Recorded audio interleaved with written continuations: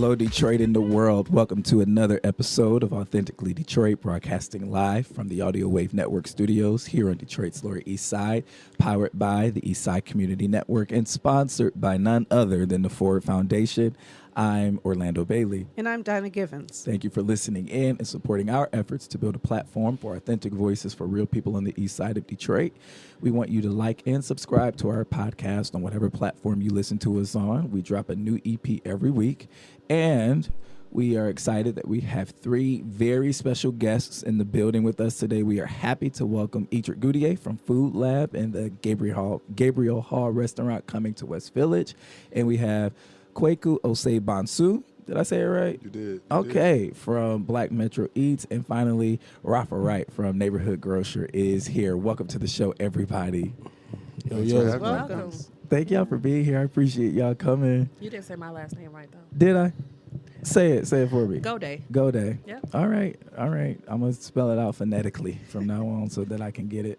I appreciate you all coming on the show today. How was everybody's weekend? Everybody do something fun? Yeah, it was pretty. Well, I was a panelist actually on the Voting While Black event that took place on Saturday. Voting While Black. And That's so, cool. Some of my favorite conversation points, got to listen to other people who are really concerned about the upcoming election and how we make sure that the needs and interests of Black citizens are protected by our political process. So it was enjoyable, and then I went home. You worked on the weekend. Well, and then I was on bed rest. Oh, wow. So I'm going to see the doctor tomorrow. I got to get this thing out of my knee. For the Arthur? And for the Arthur. Oh, and man. then we celebrated my daughter's birthday and brunch Nice. yesterday, and that's about it.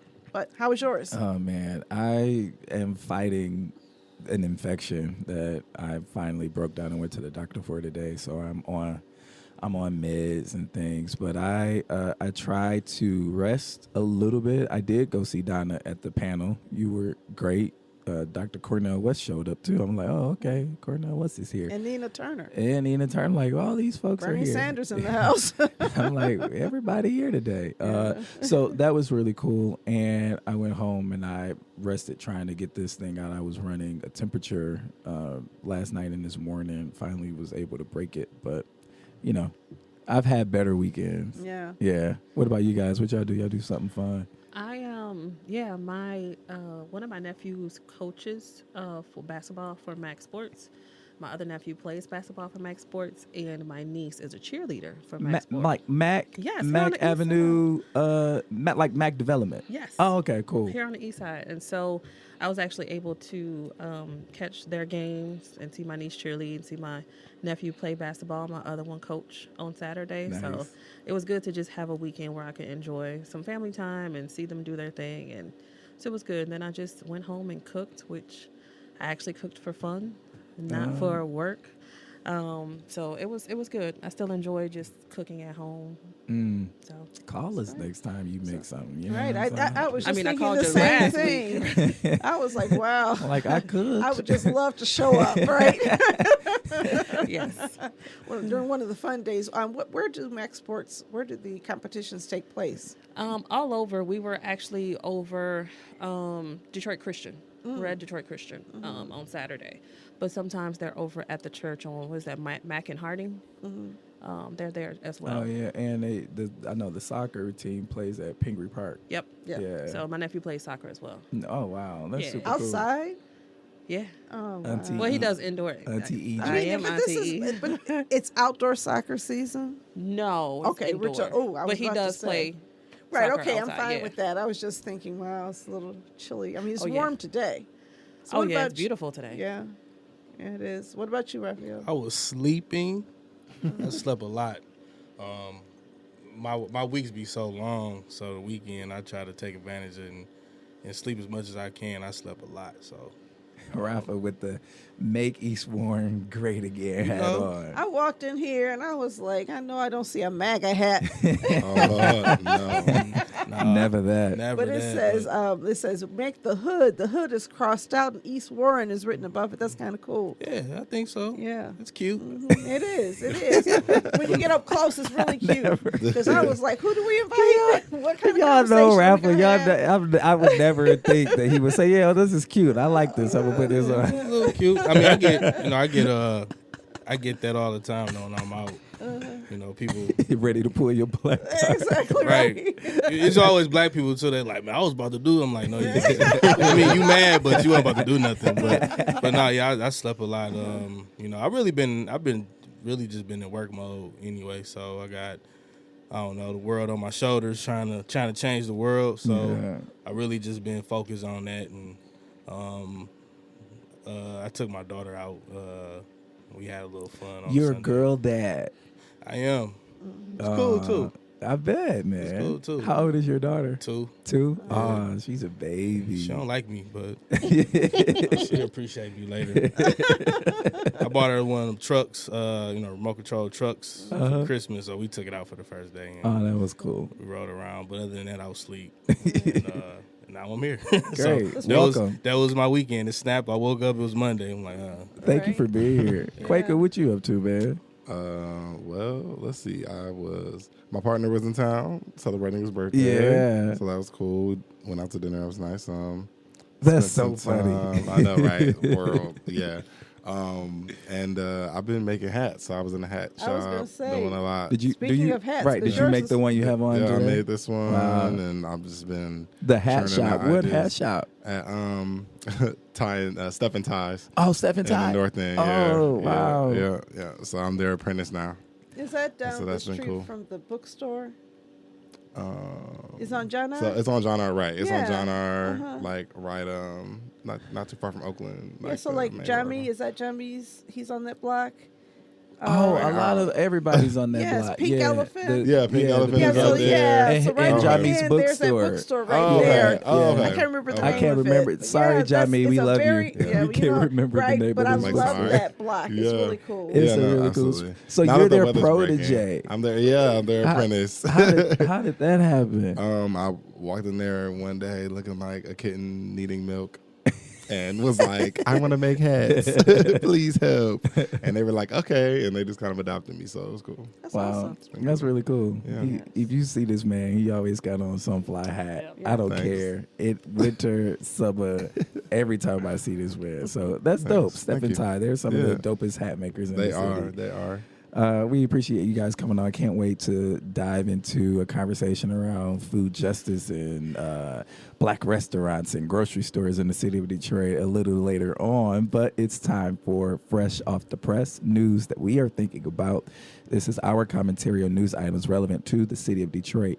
If you have news stories that you want us to cover, you can send them to authenticallydetroit@gmail.com or hit us up on our socials at Authentically Detroit. Are y'all following us and stuff? Okay, good. Absolutely. Okay, great. Donna, Fresh Off the Press. Well, as coronavirus spreads, Detroit to restore water to thousands of households, offer moratorium on shutoffs. Steve Neveling from the Metro Times is reporting. Yeah. So wow, That's- I thought that could not be done. Remember when? Yeah, it's like a couple weeks did you all ago. read that it was illegal to do a moratorium, and there was some constitutional crisis if we did it? And then coronavirus came to town, and the presidential Well, elections no, it's not came in to town. It's not in town Well, yet. it was by whatever, you know. Don't rush it along. Okay, Don't rush well, it I'm not going to rush it, but at least the fear of coronavirus Yes. came to Detroit. well, that's Yeah. the constitutional And this- crisis. Well, it is. And people knowing that you have to wash your hands, suddenly public health officials understand that washing hands is key to the spread of disease or to preventing the spread of Right. disease. And I was Isn't that really crazy? surprised. Who would have thunk Who it? would have thought? It is so ridiculous to me that we are having an argument in 2020 about whether or not you need to wash your hands or have running water or indoor plumbing to prevent Available. disease. And it took a global scale of Anybody who Right. looks at the history of the world knows that when we got indoor plumbing, certain diseases disappeared because all of a sudden we were not exposed to things because we were able to wash our hands and move, you know, our things that we let out of our bodies. I don't want to be graphic, Waste. but you know, move Right, our right. waste, Move our right? waste. Move Yes. human waste Or out of move our our homes bowels. in a safe way. If human waste, you know, you can bring bottled water, and I don't want to be, you know, saying anything that's uncomfortable for anybody. But if you don't have a working toilet, I mean, you just saw somebody. Raphael, didn't you see somebody relieving themselves against the wall Yeah. earlier Right on the today? mural. It's kind of wild. Yes, an enterprising woman out there. But I The mean, wind was blowing and she's a everything. free It was- woman. was blowing. She's a free woman, and she's got skills. But I'm just saying that, Right. you know, That when you takes a think lot. about the need for us to maintain a sanitary environment, Absolutely. we need plumbing. And when you deprive poor people of plumbing, and let's face it, those are the people who don't have water. It's not people who just didn't feel like paying their water bill this month and decided to buy Can gym you shoes please say instead. that again and debunk that myth? Because It's- I think people feel like if folks aren't paying their utilities, that it is a choice that they're not paying their utilities, and that couldn't be so much further from the truth. Well, we act like poverty doesn't really exist. We Poverty is a penalize myth, it. okay? When you have people making, on average, $28,000 a year, that's the average. Right. Okay? Which means that there are people who live near you who are making $10,000 a year, and people who live nearby you who are making $50,000 a year, but the average brings you to about $26,000. There's no It's guaranteed the poorest income. city in It's America. the poorest city in America, and Andrew Yang has not given us our guaranteed income yet, so we're still having to earn money. And a lot of people don't. Our minimum wage is still ridiculously low in comparison to the cost of living, and some people simply cannot afford not really water, but sewage in Detroit. Yeah. Because the water bill is not the problem, it's Yeah. that sewage bill. Yeah. And it's all And related drainage to fee. the fact that Detroit's water department has so much debt that we're paying for debt service. When did that start? Did that start with like Kwame Kilpatrick or something? Well- I'm 30, so I really just started paying water bills in the past decade. So I've always paid some type of sewage, but like my parents, they just bark about it all the time that they never had to pay. Well, Like, we when didn't did know that what we were start? paying for in the past. We Okay, you had just a- got a water bill, and it wasn't so high, so you weren't memorizing every line. I think like, that was the what issue. is The price, this, right? the price, right? Yeah, You used to pay $100 every 3 months. yeah. That's what I Now was it's told. $100 a month. So why? Because there's a lot of explanations for this, but the biggest issue is that our water infrastructure is old. Yeah. It's as old as the city of Detroit. Some of the pipes underground are wooden. Okay, you are moving water through wooden trenches. Sometimes you have pipe. It's not like there was any good architecture designing how things flowed. You just added on to a piecemeal, and right now the city doesn't even understand how water is flowing underground. And it's a combined And sewer exactly. system. And So, so when everything, you yeah. right, so then you also have the combined sewer system where when there's a heavy storm, both the storm water and sewer water enters the same pipes. So back in the 1970s, we were dumping Raw 30 sewage. million gallons or 30 billion gallons of raw sewage into the Detroit River, polluting the Detroit River, and of course that makes it to the Great Lakes. In order to slow that down, Detroit was fined, and we had to pay this fine to the EPA until we corrected that. And I think in the next couple of years, I think maybe it's 2021, the city has to eliminate all dumping of raw sewage into the Detroit River, which is not possible because that's the release valve.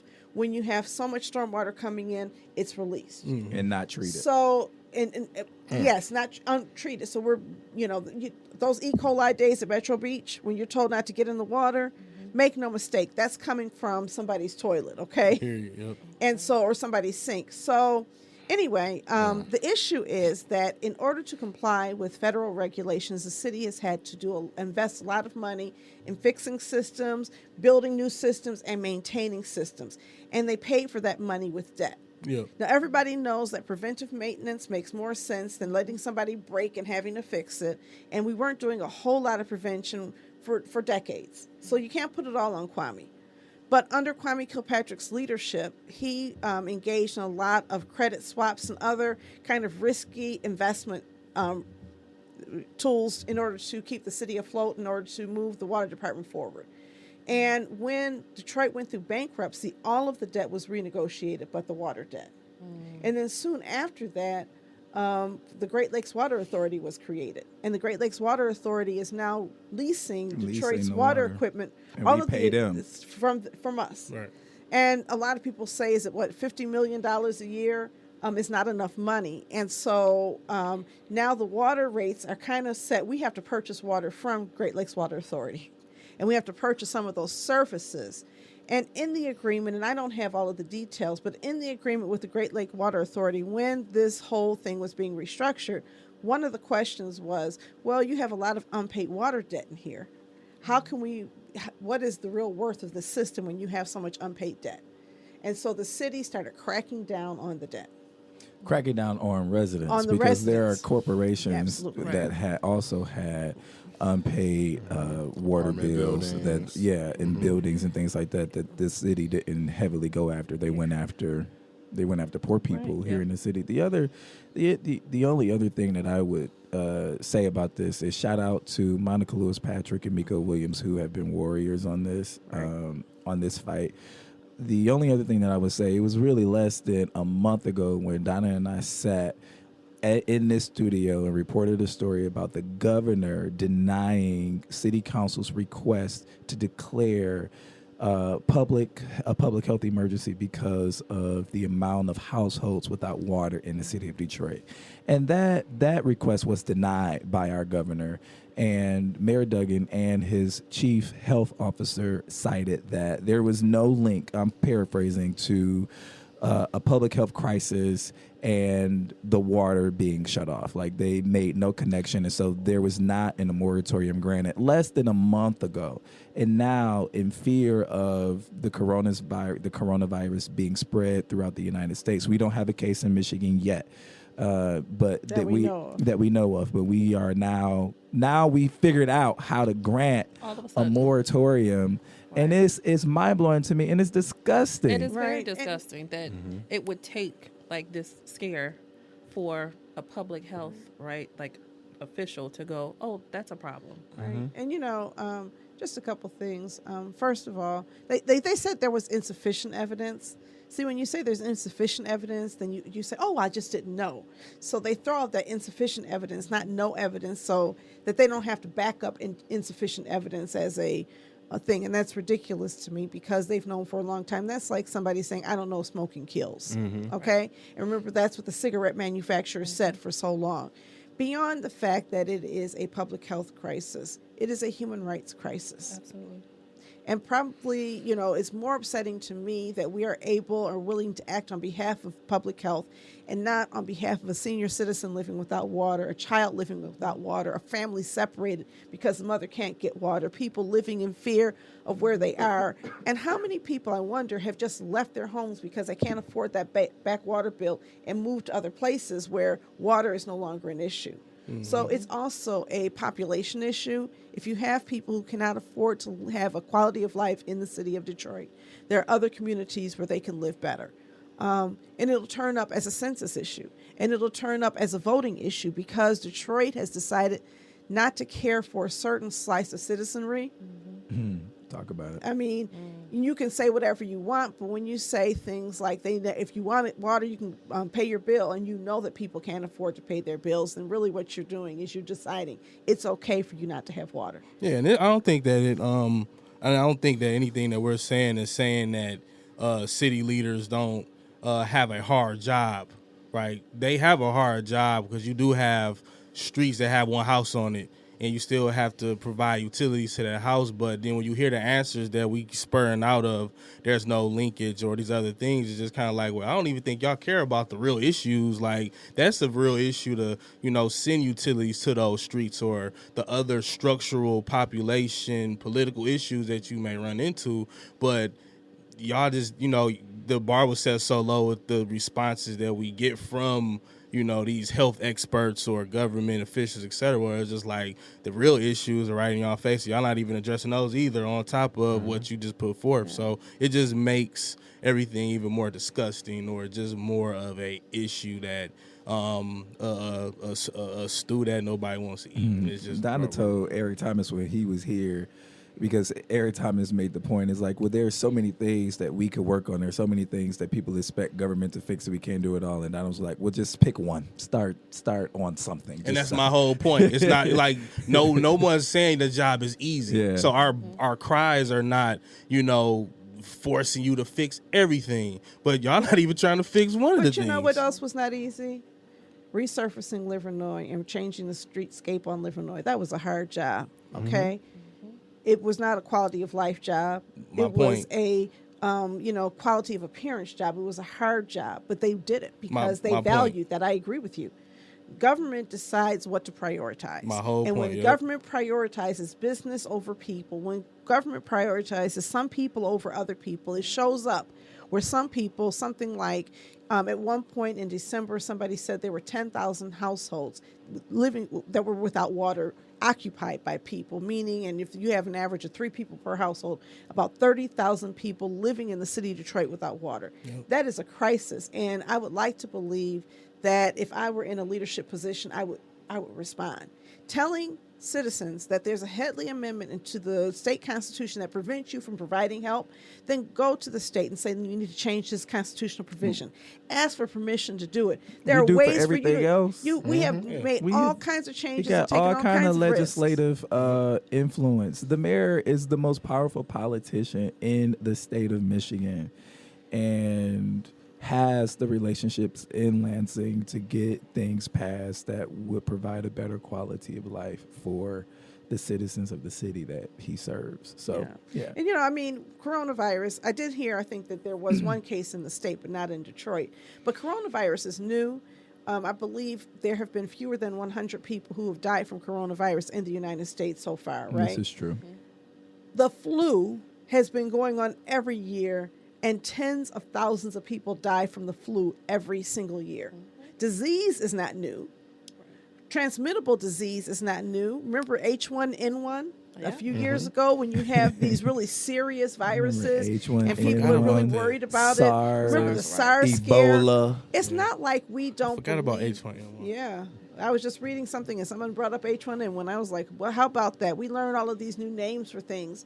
But the reality is we know disease exists. We know transmittable disease exists. Have you ever gone to another country and had to take shots before you went there? Yes. Absolutely. Why? Why do you have to take those shots? It's a preventative measure. Why? So that Because of you water, don't- maybe.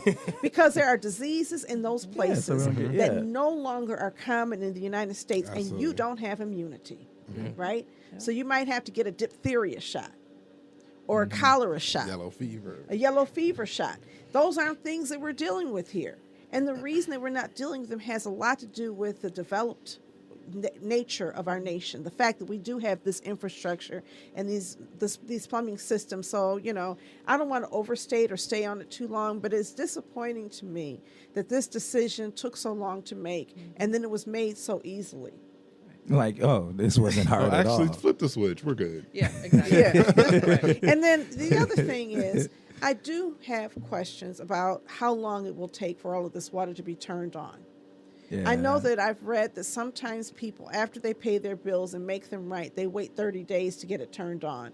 And now you're talking, I think I read that maybe there's 4,000 households without water that remain from the shutoffs last year. So you're talking about 4,000 households, meaning that you're going to have to turn on a whole lot of people really quickly. So, Donna, if you could explain, how does it work? Do you automatically get it turned on, and then is there a payment plan or a process? Yes, apparently there's a $25 reconnect fee that they're going to subsidize from another source. And then you have to pay $25 a month to keep the water on. Now, I'm assuming that's $25 in addition to your water service, which you could not afford before it got shut off. So I hope that there are some subsidies in place through the RAP program or other resource assistance providers so that we don't end up in the same place. Because there may be a moratorium, and let's say the moratorium on water shutoffs lasts 6 months, and then we're no longer afraid of coronavirus, and you decide, okay, let's do it again.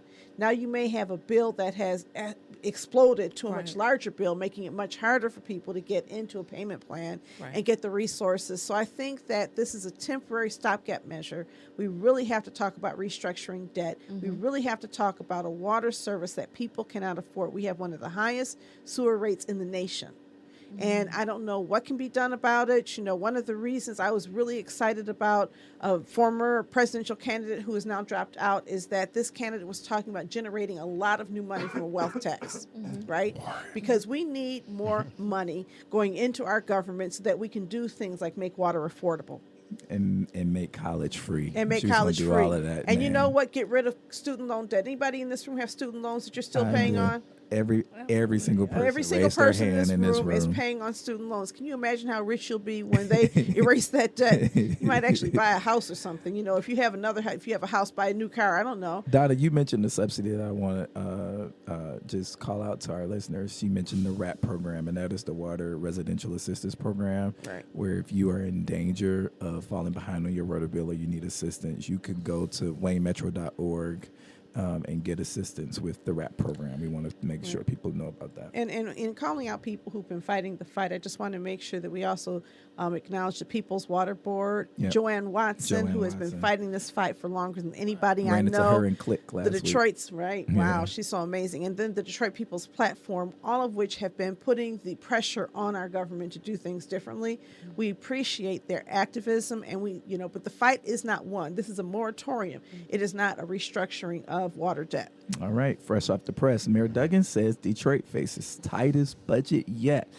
Annalise Frank from Cranes Detroit is reporting. So, guys, the mayor presented his budget to the Detroit City Council last Friday in a packed auditorium on the 13th floor of Coleman & Young Municipal Center. Some tenets of the mayor's budget: he proposed a spending plan that would increase the rainy day fund to by 30 million, which would put our rainy day fund at 12% of our annual general fund budget. Annalise cites that experts would say that you want your rainy day fund at least 15%, but Mayor Duggan has stated that increasing it by 15% will shut off certain city services. And I want Donna to speak to this. It includes a new home repair pilot program that will be implemented by who? Community development groups? Yes.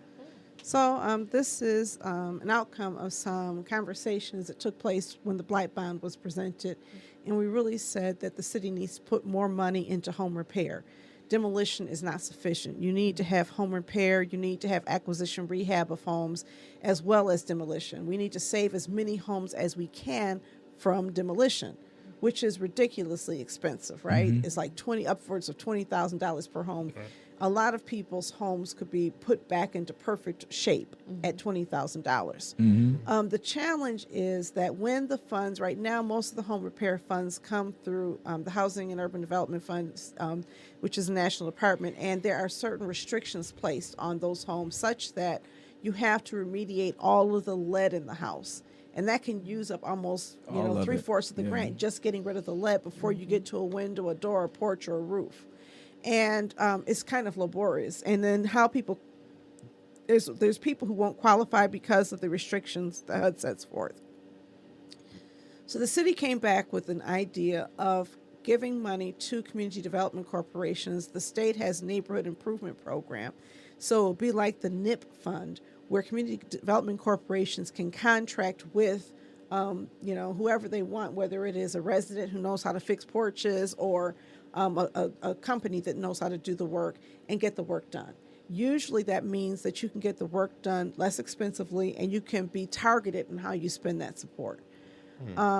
They did ask community development organizations that I'm part of, we call ourselves the Detroit 21, they did ask us how we felt about it. And by unanimous vote, we thought that this would be a good use of government funds because it is the number one complaint that comes to us is I need my home repaired. Yeah. I want to go on record saying it's not enough money. But It's $6 million. It's $6 million. So they're doubling what was spent last year. Which was $3. Which was $3. It's not enough, but I think we're moving in the right direction. I agree. And giving community development organizations a stake in the game because most people call their local CDC before they call the city about some of these problems. I'm a witness Trust me, I know they call it. So, and the other thing is there's going to be $7 million in boosted Detroit Police Department spending, including raising officer salaries by 2.5% to a starting rate of nearly $42,000 and preparing police cadets for the academy. Mayor Duggan wants to hire 400 new officers and put them on the streets. So, in addition to, I think this within that $7 million, there is a few million allocated for the advertising that they're doing. I don't know if you guys have seen the billboards, come to DPD, some of the commercials. They're really casting a wide net, trying to get folks. Hopefully, Detroiters, though, will go out for some of these open positions in the Detroit Police Department and infuse a culture that moves beyond, I would say, Donna and I talk about this all the time, surveilling, and one that protects and serves. Right. Yeah. Right? We had a whole discussion about that.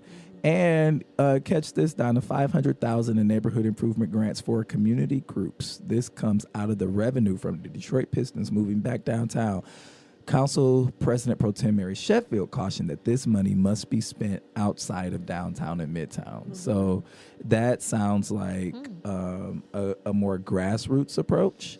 So, you have CDCs that will be able to implement home repair grants, but then, some of your block clubs and some of your neighborhood associations will have access to a fund, hopefully of $500,000 to do certain things. Of course, we want that number to creep up a little bit, but what they are predicting and what Councilman Scott Benson wrote in Cranes and op-ed is that we have a lot of pension debt that we're going to have to begin to pay for in 2024. So there's going to be a slowdown economically by 2024 that Detroit has to figure out, because if we end up having to pay I think it's $240 million in pensions that we owe to Detroiters, that can put the cities back in bankruptcy. So that's why folks are saying this is the most conservative fiscal budget they've seen in a while. Yeah, so there's a rainy day fund and there's an investment towards that. Yeah. I do want to say that there's a little bit of gamesmanship in all of this. Okay. There's a reduction in the amount of demolition funds. There's a slowdown in demolitions. And you cannot convince me that slowdown is not a crisis created to force residents to vote on behalf of a blight bond, which we have not seen yet. I know they're bringing it back to the table. I got the numbers right here. You want me to read them? What? So $50 million for demolition and other blight removal. This is a $23 million decrease in the last budget. So yeah. And so that's, now understand, the city, it's a $23 million decrease, but also up until now, the city has been using federal funding to do most of the demolitions.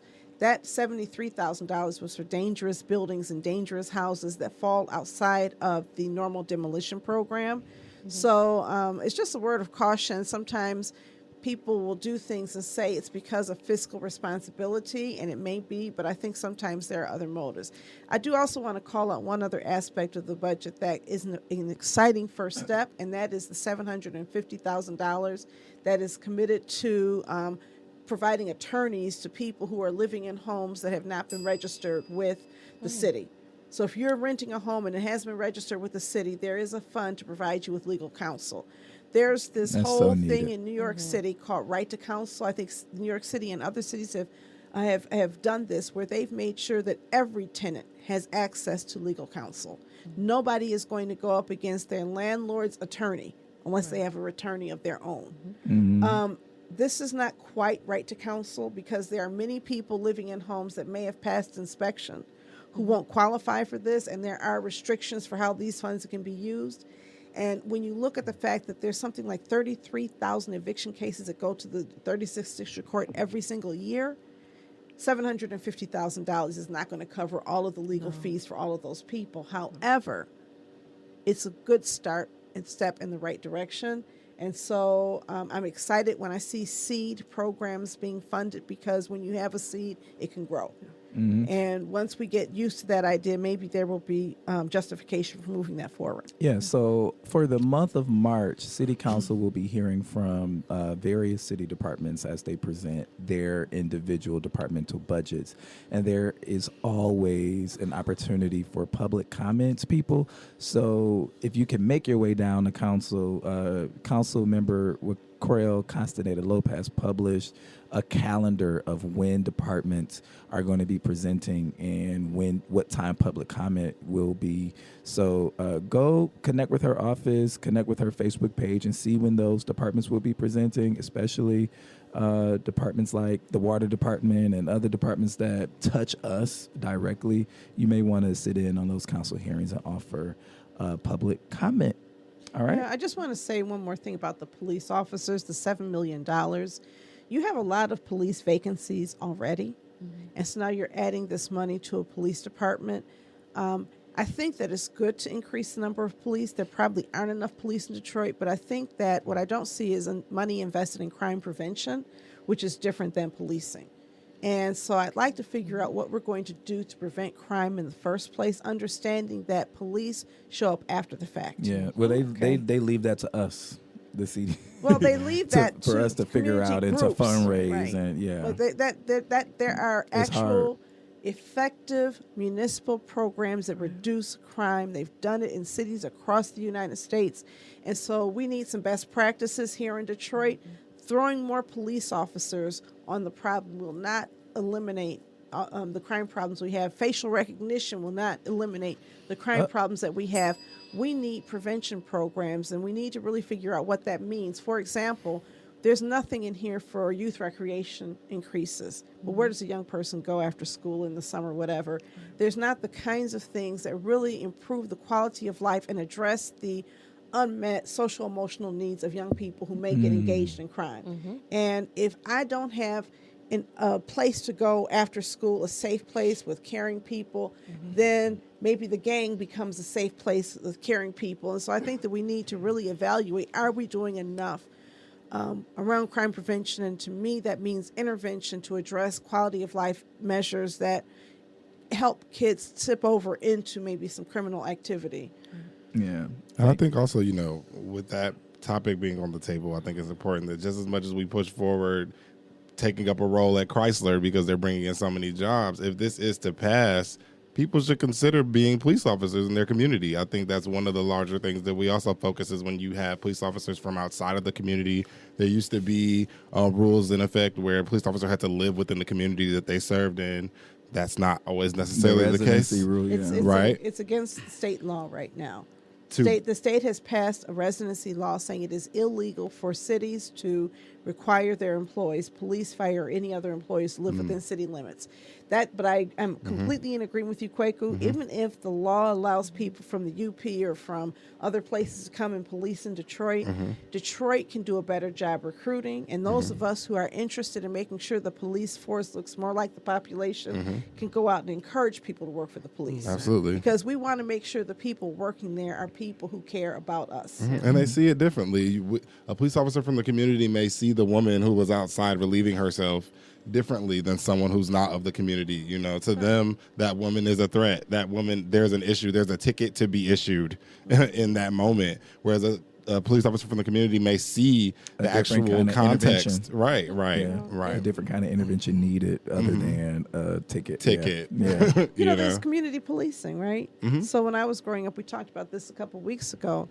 We had the Blue Pigs. And the Blue Pigs was, a police officer band, and they were great. It was like a jazz R&B plan, and they come out there in their uniform. What year was this? Everybody. That was their day. Listen, I was looking at everyone's face. Donna was we're all millennials. I am dating myself. I am except for Ederique. Watch it. Wait. I parent The millennials, Blue right? Pigs.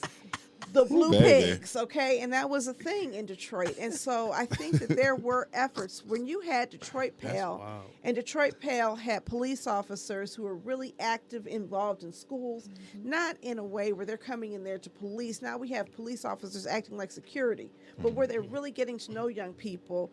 When you have mini stations that existed all throughout the community, there's a mini station in MacAlter Square. I don't know if there's ever a police officer there, But we used to have police officers come to our meetings, get involved, walk through the community, and know who the neighbors were. So when a crime occurs, you have somebody who's trusted who can help prevent that crime. We've lost touch of that. And I think that's where we talk about prevention. So for people who are too young to have enjoyed, I have pigs, BTB with Officer Will. I'm gonna send you all. I'm gonna find. I think we all remember Officer Will. I am going Right? to post on our Facebook page for Authentically Detroit a YouTube video of blue pigs in Detroit because I know there's something. We The Sparkle Reunion tour. and we will watch it. We'll watch it the first minute and a half of it because if it's longer than that, I don't know if you're gonna keep our attention. About the Sparkle Reunion tour 2020. Blue The pigs Blue reunion. Pigs reunion. I gotta iron out their issues, make it happen. I like what you did in This 90. geriatric band from Right. '79 coming See, back at you. Y'all don't know how to act, okay? I ain't like what you I did pulled up the in video. 79. See what? I do. Okay, she's gonna post it I'm on the gonna post Authentically it. Detroit Facebook page, y'all. So look for the Blue Pigs band Jim video. laughing. That wraps up our Fresh Off the Press segment. If you have news stories that you want us to cover, you can send them to authenticallydetroit@gmail.com or hit us up on Facebook where Donna's going to post this video at I post a Authentically couple. Detroit. Y'all don't even know. You missed out. You don't Nostalgia. know about the Swimmobile. You don't know anything about blue pigs. So the Swimmobile, wait. The Swimmobile was a shipping container with water. Y'all nasty. Ain't nobody getting in no it shipping was not a container. shipping container. What was it? It was a truck A trailer? with a pool, a portable pool. was a You truck drive with a through shipping and park in container. Thank your you, Coleman Young. neighborhood. Is that any better, Donna? Listen, That actually I know sounds what lit, though. I know what you it know what? is. I remember you know what, folks if talking you- about this. Yes, okay. I feel like we should do like an adults only swim See, mobile. Kwaku always Kwaku, trying you to took it in a dream whole up nother anything. level. Let's do I was it. like, wait It a could be minute, like what? Didn't it we could just be- talk about the spread of coronavirus? Can't you- Now y'all want to Listen. get Can't It you could be see- I like can- it could be like pool a in the back of a clear- truck? Like it could be like a clear, I can- like a clear shipping fiberglass container. type situation. What's So that when you gonna drive help? by, you can like see People's That would be legs and so stuff. lit. I can See all see type of blue lines in Well, it. so that's We gonna my, be seeing a well, lot my more question than- is, so no. like with the coronavirus, is this like the end of the public congregation? We Like didn't what's have, happening? We didn't have coronavirus when I was growing up. We had a Swimmobile, okay? And the blue pigs. So I'm Yeah, just- community I heard engagement about is at y'all a- and tuberculosis and those penny glasses. I don't know TV. anything about that. I heard about Now it. you go back to a generation before me. Before her. That's my parents' disease. Yeah. I heard I'm not about that it. generation. No, we were healthy. Don't even try it. Don't even try it. We knew what was up.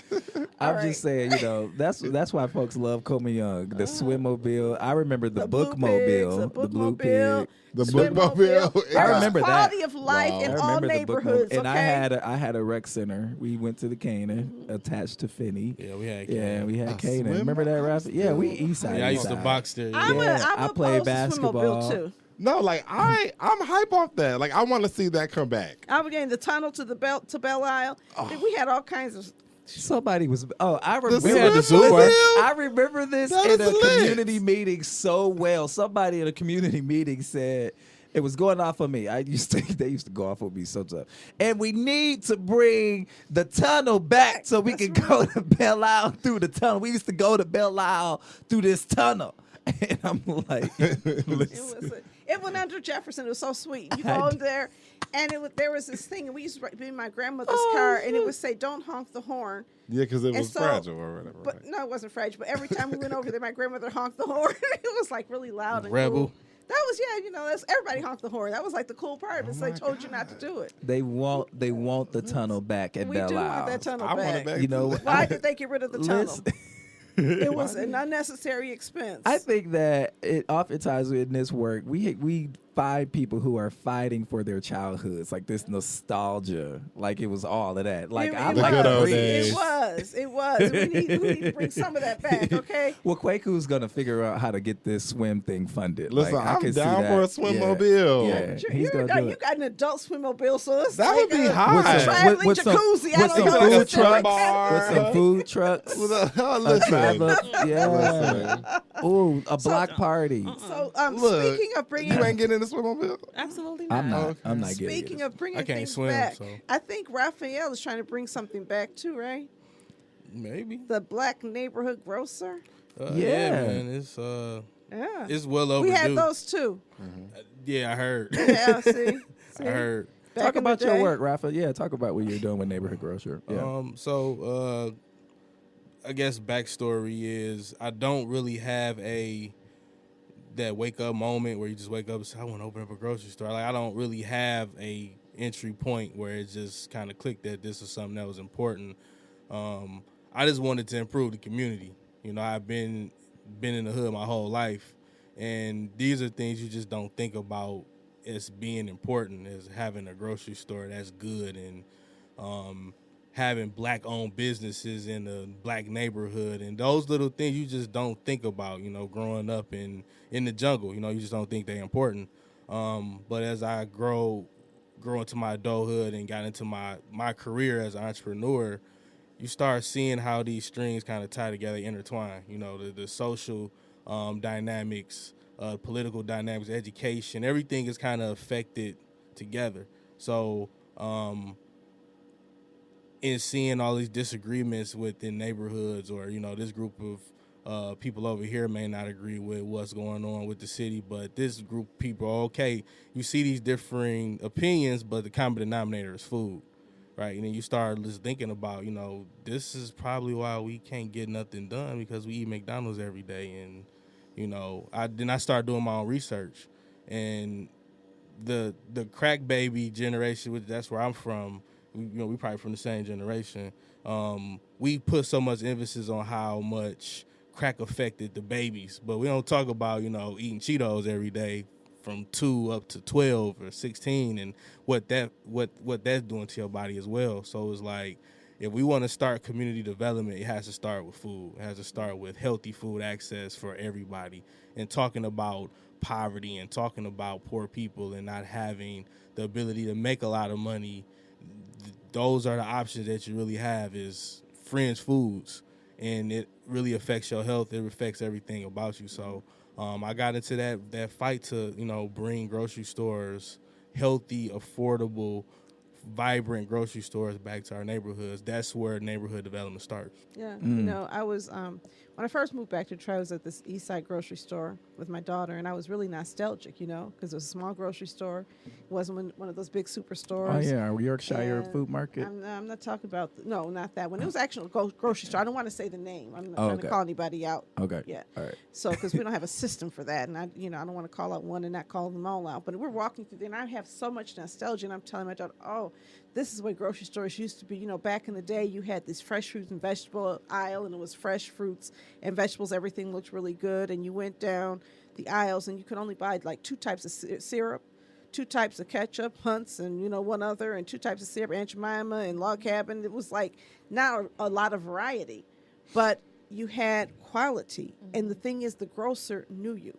Mm-hmm. The person behind the butcher block knew you. Mm-hmm. My mother would send us to the grocery store. We'd walk to the grocery store, and they knew us, okay? Mm-hmm. If my mother bounced a check, they didn't even get real mad. We just had to go home and get the money and bring the money back, so we made it good. It was more for me than just a grocery store. It was a place where I belonged, and it was a place of community that I believe we're losing right now when we go shopping. Because now you go to these superstores, and it's got, you know, 17 types of crackers. You know what I mean? There's so much variety. That's if we make it out to the suburbs to go to these superstores. One of the things that I'm seeing in the Detroit market is that we are oversaturated in dollar stores, supplementing. Oh, absolutely. That's the biggest grocery store chain in America. So now talk is about the dollar that. store. Right. Yeah, it's the biggest grocer. Used to be Walmart. Now is Dollar General. And they don't have fresh fruit and vegetables, do they? No, they don't. They don't have anything. All they have is fresh. canned All and processed. frozen. Processed, Everything is artificial food. processed. Yeah, and the system itself, the infrastructure of a grocery store is just outdated, right? What you are describing is probably the most effective, again, to public health, but also just to communities being united and being together. It was, again, a common denominator. You know, you see your neighbors at church, but you also see them at the grocery store, definitely. You see your neighbors at the school basketball game, football game, whatever, but you definitely going to see them at the grocery store, too. So when you lose that, you know, glue, that anchor, you know, that's why grocery stores have been called anchors, you know, because you needed them to build around. right? But you built family, like village type, you know, dynamics. You built community. You built community around Yeah. them. We lost that, and it's an interesting book that just came out a few years ago that talks about when fast food franchises infiltrated urban America. The first thing that got squeezed out was the grocery store, right? But not more so because people just say, yeah, that food at McDonald's or Burger King is just so cool. Is it affordable? We sold, the community sold to, you know, outsiders. So then that dynamic, that intangible, and a lot of this stuff is subtle. It's like we know the obvious stuff, but we don't think about, you know, the importance of having a black grocery store in a black neighborhood, because right now we see nepotism runs grocery stores now. So Chaldeans, you know, the black stock person might know the store like the back of his hand, but he ain't never gonna get that operator job ever. He never gonna get it because that's reserved for my son, It's daughter. legacy. It's legacy. Yeah, So of course. So we need our legacy. and we don't think about that either. You know what I'm saying? When we, you know, one of the challenges that grocers or, you know, aspiring grocers like myself have is training and experience. You know, you can't get along if you ain't experienced in running a grocery store. You can't get that type of funding. It's just not there.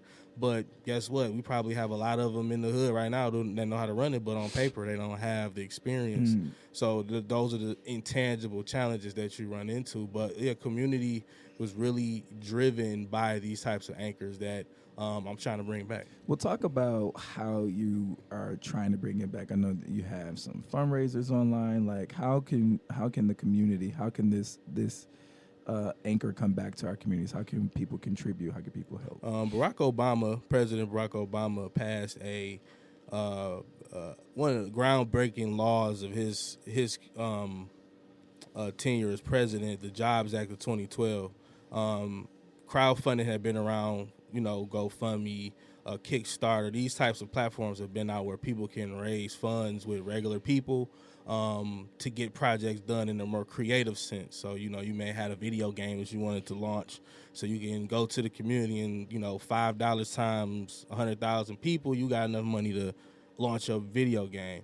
But you had small business restrictions. Businesses couldn't do that if you were a small business, like, you know, you could do on Wall Street or something like that. Well, the Jobs Act disrupted that. So small businesses can now raise funds like a publicly traded company with non-accredited investors. You used to have a net worth of $1 million to actually invest in this type of value. Now that's disrupted. Anybody can do it. So I'm taking advantage of that to, you know, bring to attention a lot of the issues that we all talk about as Detroiters: gentrification, displacement, being locked out of opportunities. Well, I'm trying to address that with this one project. You know, we can have an inclusive, equitable project, address health, address wealth, address poverty, address unemployment, all in one thing. You know, it's very difficult. There's a lot of layers to that onion, but using the equity crowdfunding, I think, is something that all communities need to look at. And it don't just start with grocery. It starts with, you can do anything with it. You know, you can open that bank that you need, or a farm, anything that you feel like your community needs to grow and sustain, you can use this tool. And I've been, you know, it's been a couple of years of me using it. It's been effective. It's opened up a lot of eyes. It's got a lot of attention. Now, you know, we just need some more unity within these neighborhoods so we can take it home. So now, go ahead, Dad. I think you raised last I heard, about $100,000. Is that true? I raised about close to 50 grand on GoFundMe. Okay. That was donation based. Right. So then I flipped that with those donors to, if they wanted the option, they could become stockholders. Okay. And now is a new round of funding, equity crowdfunding, where I'm selling stock in the company. We raised about 16 grand right now, and I matched every donation out of my pocket up to this point. So we about 100 plus something in. Yes. I got hacked by Russians and lost some money and all that sweet stuff, and played that game. So yeah, I really did. So, but I believe it's terrible. yeah. So yeah, we about $100,000 in this project. Yeah. So you know, my board That chair. really happened? Kwaku's real face. life. Yes, It's wild. it did. It's Yeah. yeah. What about your board chair, Charles Walker? Charles Walker. One I of know my you've been- day ones in Yeah, this right. whole one of my day ones in this whole crazy wild idea that I had. if I would ever wanted to quit, that's the one guy that makes sure I wouldn't. You know what I'm saying? Yeah, Because he's awesome, right? he already been through this stuff. He like, nah. You know, I done called him plenty of times. Like, man, I'm not talking to this dude no more. Or talking to this person no more. And I'm leaving that building. He like, no, you're not. Like, Yes, we gonna see this through. He and I were driving around one day trying to find a store for you. You don't even know it. I didn't know you till today, but Okay. we were looking at the Yorkshire Market. You know, I right was there. telling He where just I'm told at. him. Yep. I was And so telling him that he needs to I look at walked that. into Yorkshire Market, and this is when they were clearing all the liquor out, and I said, we want to, we have somebody who might be interested in purchasing the store, and he said, oh no, we've already sold it, and so I said, are they going to sell liquor? And he said, I hope so. And I thought, wow, that's pretty dim. You hope they're going to sell, liquor out of the store because we're hoping for food, right? And so then we found out it was supposed to be a weed shop, a dispensary. Yeah, we shut That's that, what's been. That's so. we shut that down though. If you pay attention to like the trend now, more and more grocery stores are closing, more and more gas stations are closing because that's where the community, the Chaldean community is going. They're going into the weed market. Right. So a lot of these stores are closing at a rapid rate in Right. not just Detroit, but in big cities that have this marijuana legalization. Right. They'd rather sell marijuana than It's liquor, right? capitalism. Yeah. So they are, that's where I'm at now, where I've secured a purchase agreement for a space that is an existing liquor store, but they trying to get that weed money. So, Oh, wow. That weed money. they trying to get something that. else. Yeah, I mean, it's Me crazy. and Donna considered, forming an exploratory committee to figure out how we can get some of that weed money too. Look, at the end of the day, it's. She won't even I acknowledge see her- that comment. I see her face. Go and there. shit. I ain't really, I I ain't was. really buying that one, but This was not authentically Detroit conversation. Oh. But no, when you look at who makes money off of this, when it was illegal, it was us. When it becomes legal, it ain't it us. starts looking like the liquor store. And I think that we do have to figure out a way to keep money inside of the community. Yeah. So thanks, Orlando. It's okay. Ederique, tell us about what you're doing. I want to make sure we hear from everybody. Yeah, so I am co-owner of Gabriel Hall, which is Talk that talk. Yes, upcoming Creole restaurant to West Village. So we'll be right at the corner of Kirchhoff and Van Dyke. West Village just got a little blacker. Yes, Mm-hmm. and so we're in the process of renovating a building right on the corner. That will be the future side of Gabriel Hall. So in the meantime, we have been doing caterings and pop-ups. You'll catch us at pop-ups at least once a month. Shameless plug, we will be at Queen's Bar on the 19th of this month, which is a Thursday. And then you'll usually catch us at La Feria at least once a month for Sunday brunch. Nice. And of course we can be hired for caterings as well. So along with that, I do also work for Food Life Detroit, which, as you know, is a local nonprofit that provides tools and resources for local food entrepreneurs. So we are in the midst of a fellowship. We are in partnership with Prosper Us, and we are working with 7 women of color-owned food businesses to really fill some of the gaps that we see that there are in food entrepreneurship and small business ownership here, really not just in Detroit, but all over. We talked about capital already. There is, of course, a wealth gap. So there's a large capital gap that still exists, along with trust, which is huge, and then also mentorship. Trust in what? Trust, whether that's in having the resources, but really trust in, even if you're giving me, advice or you're coaching or you're mentoring me, do you really have my best interest at heart? Because I'm not quite sure, because you don't look like me, right? You're not from my community. So do you really have my best interest at heart? And so there's definitely a gap in that kind of and trust, because, as a small business owner, as an entrepreneur, your business is your baby, right? And so you hold that really, really tight, whether that is, when you need to scale. So maybe you need to go to a co-packer, but you're scared to give that recipe, give that recipe up, or show your business plan, or even financials, particularly, whether it's your personal financials that allow you to access capital, or even your business financials, and getting those things in order to, of course, then make you more attractive to maybe be able to get that capital so that you can scale and become a bigger business. There's a lot of trust surrounding anything as it pertains to numbers and money. and finances. How important is it for a city like Detroit to have a significant presence of Black restaurateurs like yourself?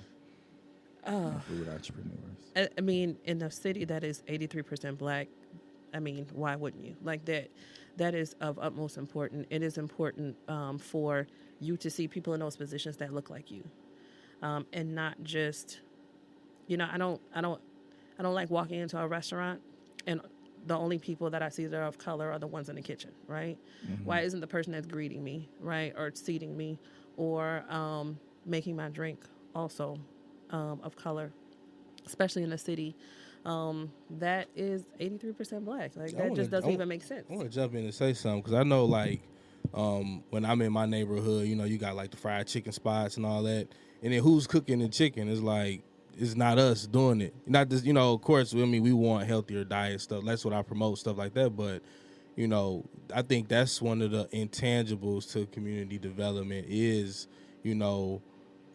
Creole history is our history. That's us. So having that and having us doing it makes so much sense versus seeing somebody else with the soul food restaurant. It tastes good, but that's grandmother's recipe. That's our ancestors' recipe. So we should be doing that too. I think it restores that community that we all been talking about that has been lost when somebody else is in that chair and in that place. So a place like Gabriel Hall just makes so much sense in neighborhoods. And there's with what's the name of the restaurant? Craftwork closing.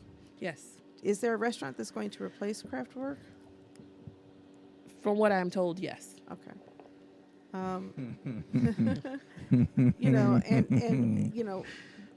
I think it makes sense for us to have a great restaurant there. Mm-hmm. We've had the opportunity to have you cater for us a couple of times, and for anybody who does not know, Ederique Goudia, did I say that correctly? Ederique, it's fine. It was close. Okay. Close all right. The Gabriel Hall is amazing. Delicious food. One of the best breakfast spreads I've had. She came in a moment's notice and set things up on her way to work, and it was just beautiful. Everybody asked about it. So it's not just a Black-owned restaurant I'm really looking forward to, but great food. Thank you. I really appreciate that.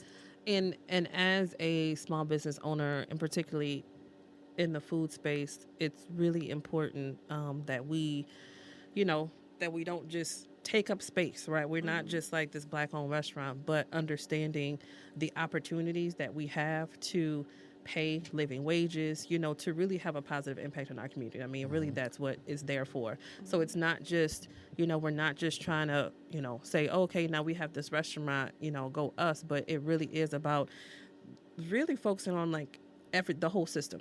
Yeah. Equity. Yeah, absolutely. Yes, that's wonderful. Yeah. Absolutely. Yeah. So we're really excited about whenever you open. Yeah. Mm-hmm. We're excited too. So Kwaku, what are you up to, man? Yeah. What are you doing in this space? It's been a season of hibernation for me, but just getting prepared for the latter part of 2020. I just got some land behind my house, and so now that the ground is hopefully going to be softening very soon, looking at tilling that and doing some raised beds there. And so kind of transitioning, still working in the event space, but transitioning more so into like the cultivation space. So I've been working on that. My sister and I are looking to take a school bus and turn it into a cafe. And so that's like been the focus for the area. Like it's essentially a Navajo and Jefferson. Mm-hmm. And so that's been my focus.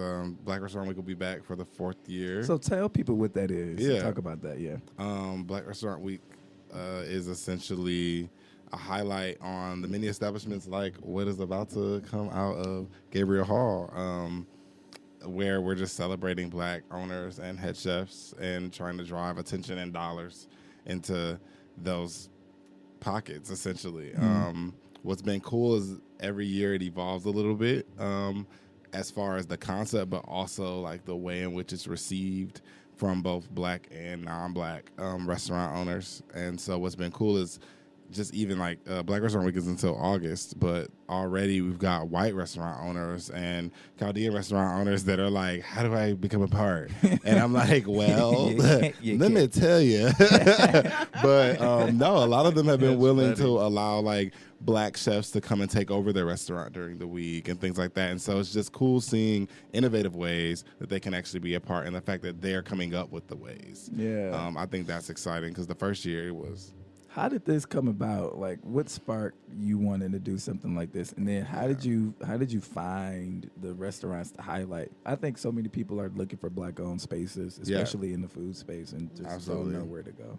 Well, no, I mean, I came back to Detroit in 2015, and there was Detroit Restaurant Week, and it just didn't feature Black-owned restaurants very frequently. And if it did, I don't know if they even knew that they were Black-owned restaurants because there was a sense of anonymity there. But I was just tired of seeing it, and so decided to do this. And I think it's been great thus far. And every year, you're required to ask yourself the question of like, is it still needed? Like every so often, you see the article of like, are HBCUs still a necessity? And of course, the answer is yes.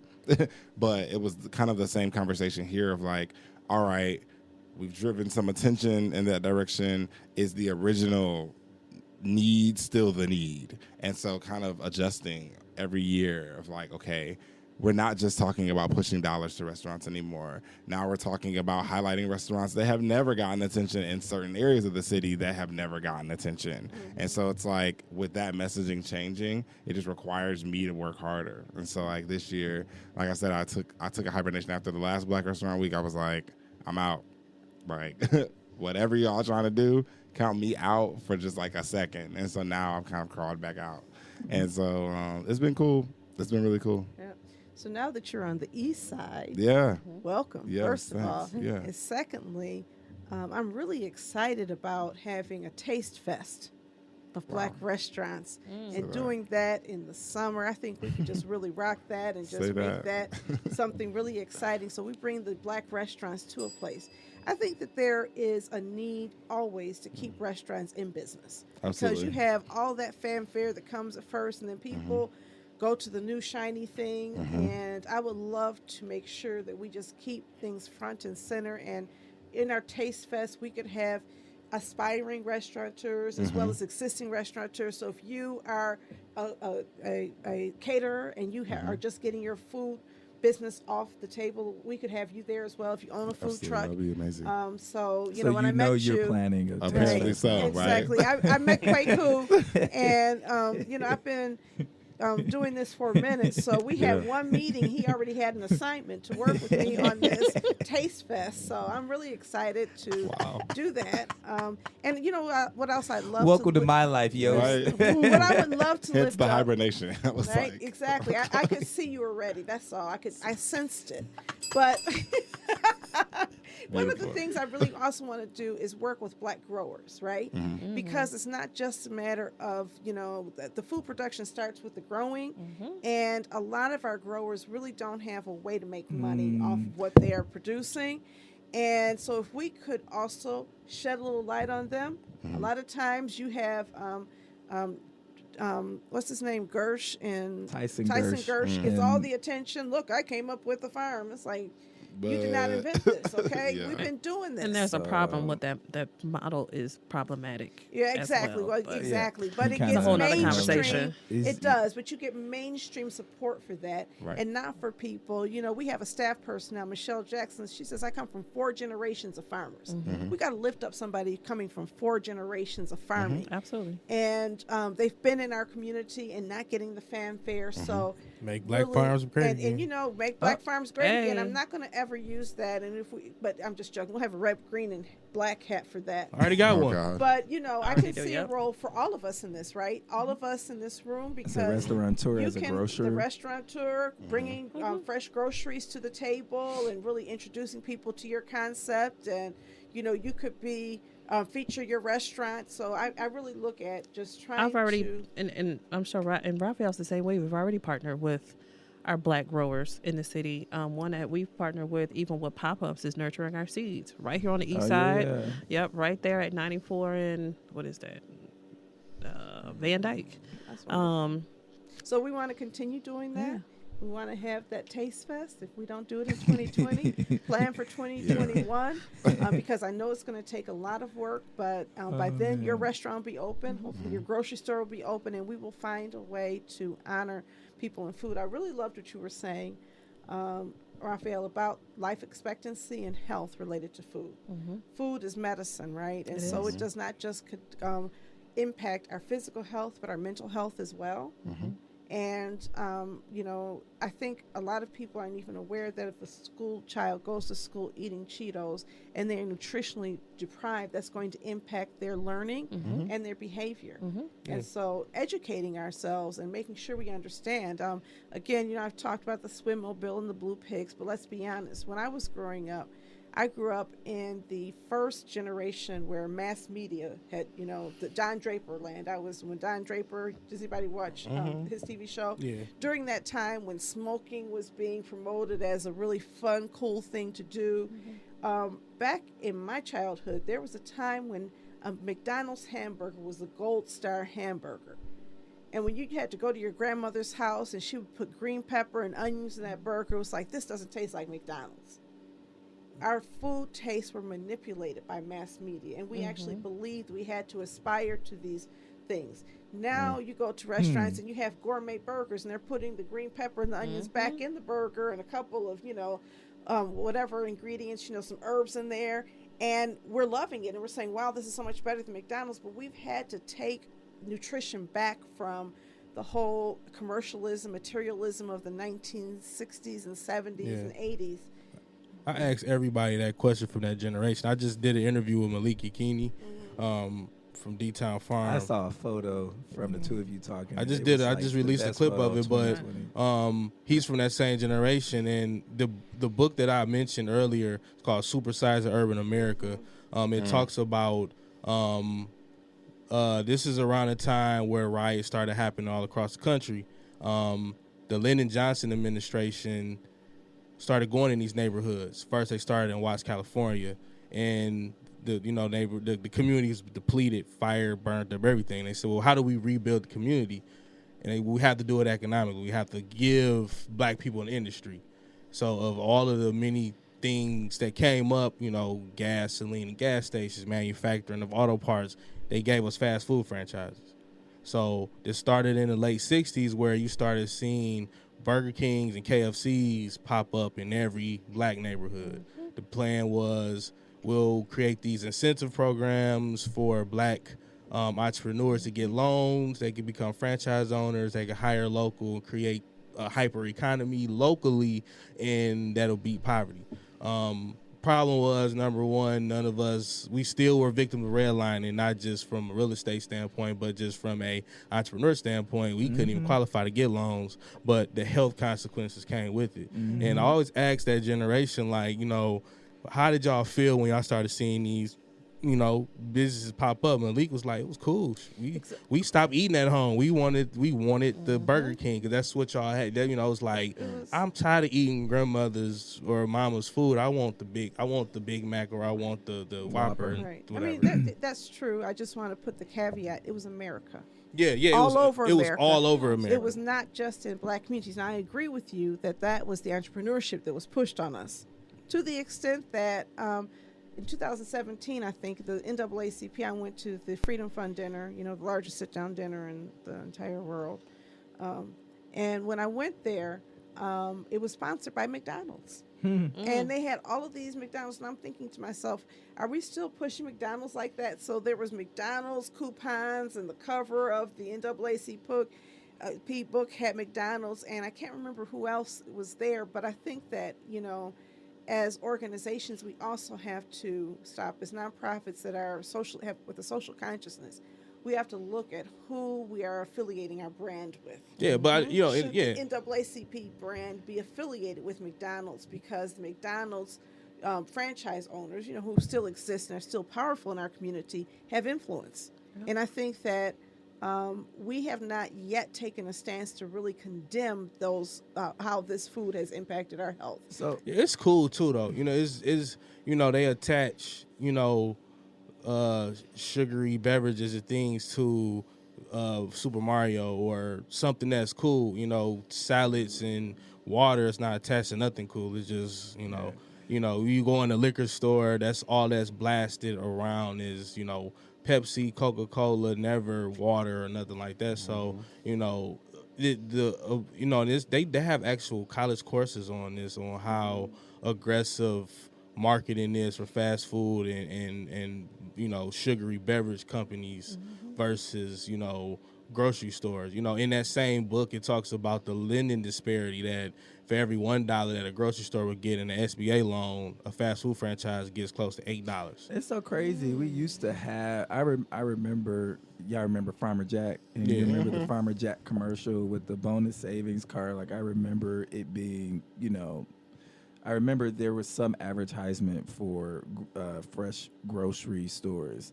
So one of the terms that I keep hearing in this space, and I just want to ask you guys what you think of it and what does it look like, is food equity. I don't know what it means. What does food equity, number one, mean, and what does it look like in the city of Detroit? I imagine it's a good thing if we achieve food equity, but what is it and what does it look like? Go ahead. So for me, food equity is essentially defined as, well, for one, we could actually break this down even smaller if we just go to equity, right, and then apply that definition to food, right? So if we look at equity, we're looking at the opportunity to obtain things that should be offered to everyone, right? Yeah. Right. And so, like, if we apply it to an educational standpoint, equity as it applies to schools and having access to schools that are of quality across the board, the same thing with food, right? And whether we talk really essentially anything, services, any of that, when we talk about equity, is all framed within this idea that things should be equal, but also of quality to everyone. And so it's like, because I think I have to state the quality part, because we could give you all crap, right? But like, because people are going to do different things with crap based on their socioeconomic status, it can't be crap. And so it has to be quality in order for it to hit, like, to me, what is considered an equitable stance, right? Yeah. And so when we think about food equity and we're talking about our communities, I think it's nuts. I mean, I live right off Jefferson, liquor store to my right, dispensary to my left, and thankfully a black-owned restaurant, Gingerberry, right in the middle. But most of the other blocks that have the liquor store to their right and the dispensary to their left is just like check cashing, McDonald's. Predatory. Right. And so when we, it's like people can say like, oh, Detroit's not a food desert. Look, there's food everywhere, but it's not quality food. It's not something that you're pulling nourishment from. Yeah, I think DeVita calls it food segregation. Like there's It's a food swamp. Yeah, Right. because It's not that there's no food here. It's a lot of food. It's just bad food. So it's a swamp, not a desert. and I think it's the just this idea when people talk about, when you say food desert, that they feel like it's barren, right? And that's not what we're trying to say. There's a lot of potential. Right. Particularly with the amount of land that we have, that we can really grow amazing quality fresh food. And so one of the terms that, I've heard more of, and I could probably agree with more than anything, is food apartheid, right? More than it is a food desert. And then because then you're looking at the entire system of food, right? You're looking at it from a systemic and economic, right? Instead of just looking at it from, oh, it's a food desert. We don't have, there isn't any here. Like, really, let's look at the system of what caused it. Right. And then so that we can try to. Yeah, and it's actually an opportunity desert when you really look at it too, because in your efforts to try to improve the food ecosystem, you run into a lot of barriers that you just don't know is there. An opportunity desert. Yeah, because you have, where's the oasis? Wow. And it's like, for like farmers, for example, you have transportation laws. You can't transport food certain ways. You break the law, technically. As a grower, you can't grow a certain way, and then you break the law. You have corners that you just run into a wall. You know what I mean? So the opportunity desert is there because the effort has been there for years and decades. Whereas like there's a lot of people in Detroit trying to bring about a food sovereign city, but then you run into these things you just don't know about. I ran into a lot of stuff in the grocery store industry, like inspections have been so grandfathered. These grocery stores don't get inspected. So when one closes, guess who gonna get the inspection when they open? I am. Guess who gonna have to pay an eternity to fix this building? I am. Guess who ain't got the money to do it? I don't. So you don't know that going into that. You just know I want to bring good food to the hood. You don't know about this hornet's nest you finna walk into. So the opportunity is there, but you run into these things, and that's one of the things that I think the Food Lab and Gabriel Hall and Neighborhood Grocery Black Restaurant Week, we want to bring awareness to the cause too, not just bring good food to the city, bringing good food to the neighborhood, or just celebrating black chefs and restaurants, but the fight behind the scenes as well. Food policy is trash in Detroit, and those types of battles have to be fought and won as well. Now, there was a conference or a 2-day conference on food today. Did you hear about that? I didn't. Is it the Detroit Food Policy Council? It might be, yeah. I know that I met with Charles right before I came here, and he told me that he had gone to something. So I don't know who gave the conference, but it sounded like they were having conversations about equity, and those conversations need to be baked in. I think whenever we talk about retail or any type of store ownership in the United States, we have to really look at how people open stores who are not us, right? And it seems as though there is this pooling of funds where people bring their money together, and the community in question has control over how those funds are spent. Yeah. Spartan Food Group, whatever they call themselves now, they pool their money, and they make it possible for their in-group to participate in whatever Spartan does. They purchase collectively. They distribute everything collectively. We have not gotten to a level of economic collectivism within the black community like some of the other groups have. If you are a beauty supply, it's trust. It's trust. It's also leadership. I think that, what is it, the Detroit Black Leaders Fund? I sat down and talked to Dwan Dandridge, who is helping to spearhead this Black Leaders Fund, and say, give $1 a week to this fund, and we're going to try to get 1 million people to give $1 a week. And I signed up twice, so I'm giving $2 a week. I just realized, wait a minute, it went through twice. And I'm happy about it, because that $2 a week is money that I don't even notice is gone, okay? I can safely spend $2 a week and still do everything else I need to do, even in a bad week. I think that we have got to get to the point where we elevate the conversation somewhat, and we say, what kinds of economic control do we want to have inside of our communities? And it's going to take place because of economic collectivism. I don't want to talk about the fact that there's a presidential primary tomorrow, but there is. And, we're down to 2 people. And one of them, who's probably going to make it, is not going to be invested in big structural change, right? It's going to be modified, same old, same old. We're going to go back to 2008 or 1986 or something like that, and try to bring back the good old days, because every party has the Make America Great Again mythology, right? Nobody's really forward thinking, in my opinion. I don't see a lot of forward thinking conversations on the table for most candidates who are mainstream. And so if that happens, then we're not going to get help from Washington. We're not going to get help from Lansing. The real test is, can we help ourselves? And can people come together? Can you all come together as a few all people, connect with Duane, connect with me, connect with Orlando, and start making the case? Let's do it. And I'll give an example of when that was done. Right here in the shopping mall next door, the MacAlter Square, we sold community stock for $25 a share. At minimum. Up to $1,000. $1,000 a share. Yep.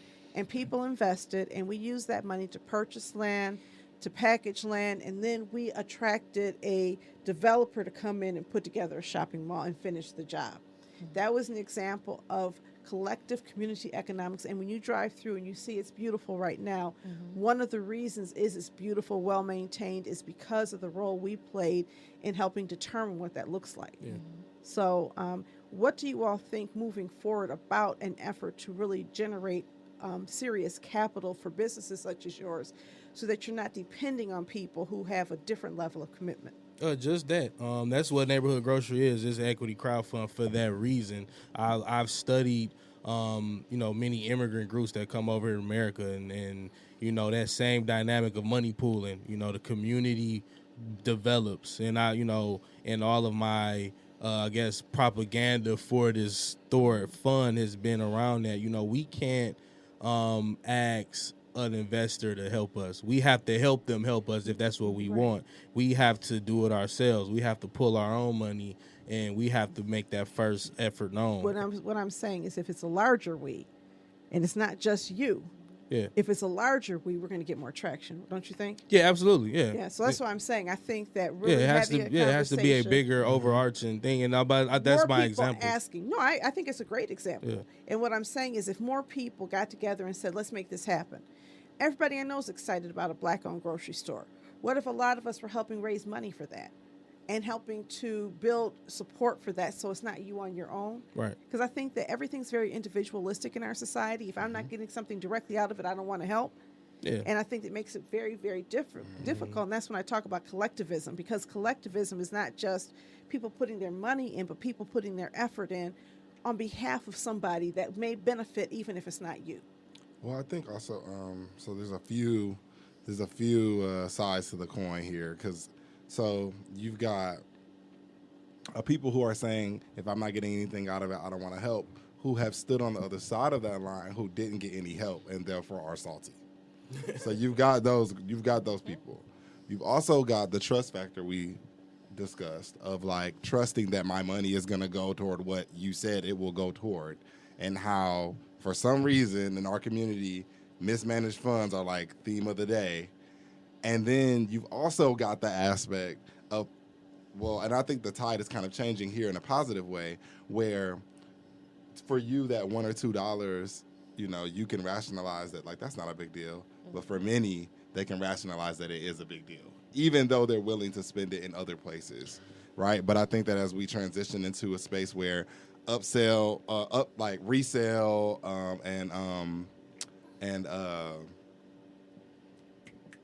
the word literally just left my mind, but essentially like resale and thrift and things like that are making a huge comeback. Natural processes of things are making a huge comeback. Subsistence farming is making a huge comeback in the times where people are willing to spend less on more fickle concepts and willing to spend more on things that really pour back into where they live. I think this is like the perfect time to be doing something like that, because more than ever before are people willing to see, I think, a community effort come together in a time where they feel powerless. Yeah, I mean, right? We put seed funding in churches. We put seed funding in other things. I think if we put seed funding and making sure that all of you had successful initiatives and we're helping raise money for you, then you're going to get there a lot faster. But why is it that's not a situation where the person is seeing a return?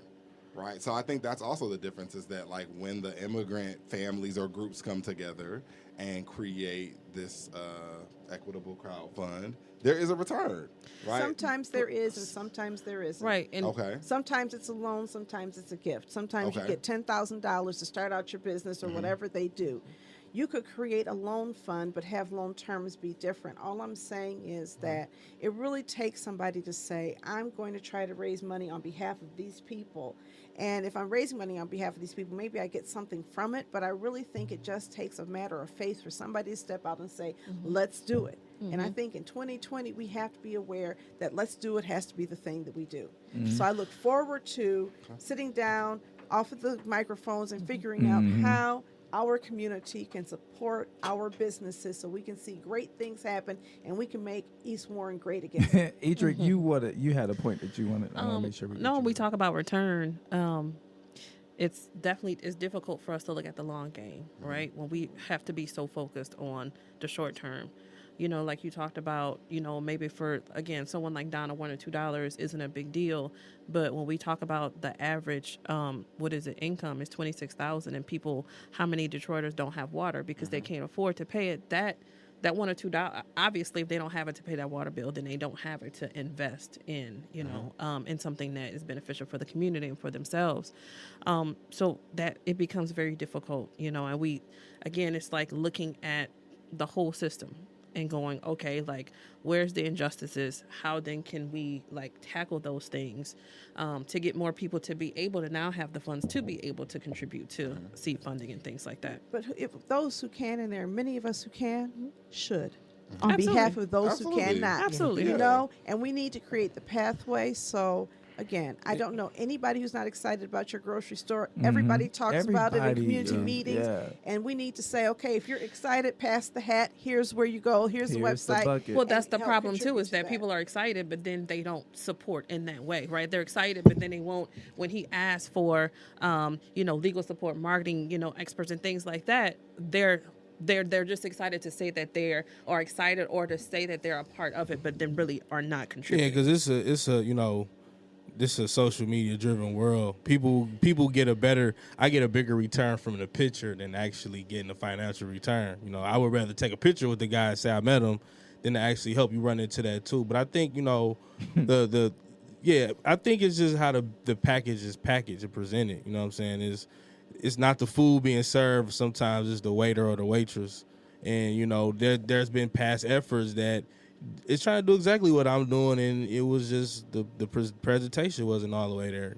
Technology wasn't where it should be, and I have a different type of advantage. But then I'm also fighting for other things outside of just food. This is a community development project, so there are people being called out. There are efforts that have been sketchy that I am bringing to attention. There's a lot of stuff that I have addressed, especially within the past year or so, from people in the city and beyond, of saying, hey, this is why stuff don't get done because of you, and you.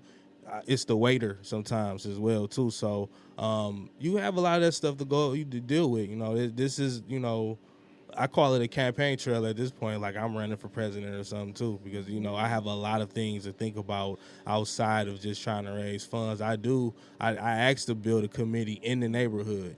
When I went in the neighborhood that the location is at and said, hey, I need you all there. Yeah, like I this made is some of those intros. Yeah.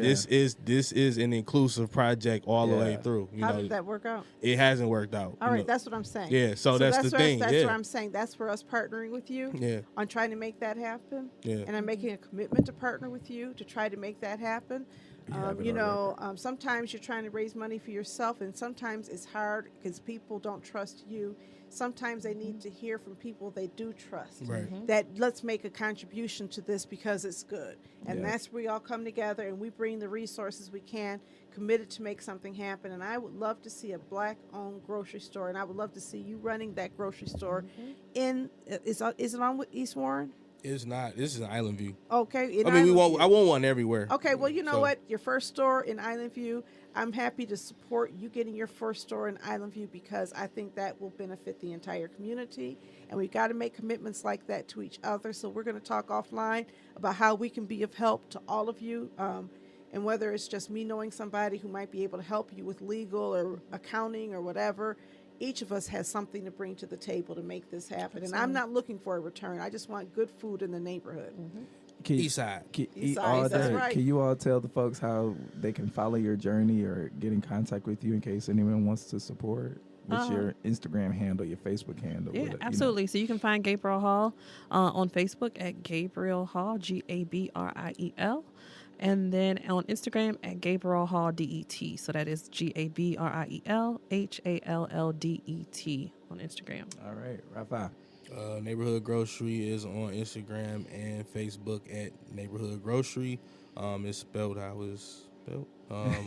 Tell us where that link is so we can give. Neighborhood-grocery.com. There's a lot of stuff to read.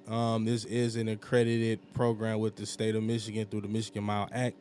So you will have to read offering memorandum and if I sign a subscription agreement and do all this other stuff. But it's all to, build trust. It's all about trust. It's all about transparency.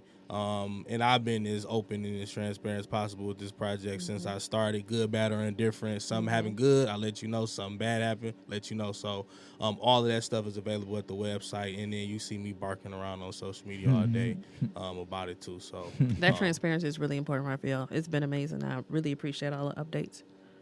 Kwaku? Black Metro Eats you can find on Instagram at Black Metro Eats. All right, y'all. Yeah.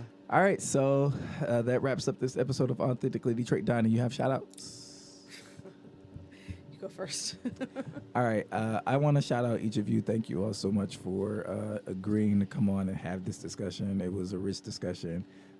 You all are all inspirations to me in your own right, which is why we asked you to come on. I want to just say and plant this seed of rest. Like Kwaku talked about being in hibernation. This work is hard, it's tiring, and has its ebbs and flows and ups and downs.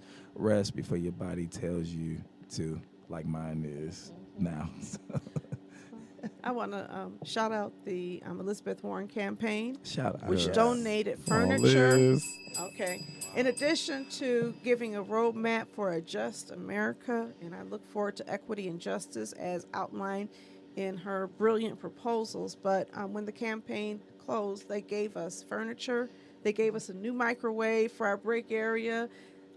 They gave us a printer, office supplies, paper. Wow. They donated everything to Eastside Community Network, so we thank you and we appreciate you. We're talking about you, Courtney Malone, Nicole Atkins, Quentin Turner, and on the national level, Tessa Kanene, who actually used to be a funder of ours. Yeah. We love you and we appreciate you. Fight the good fight. Keep fighting. All right, thanks for listening, everybody. Catch the wave. Where we moving on?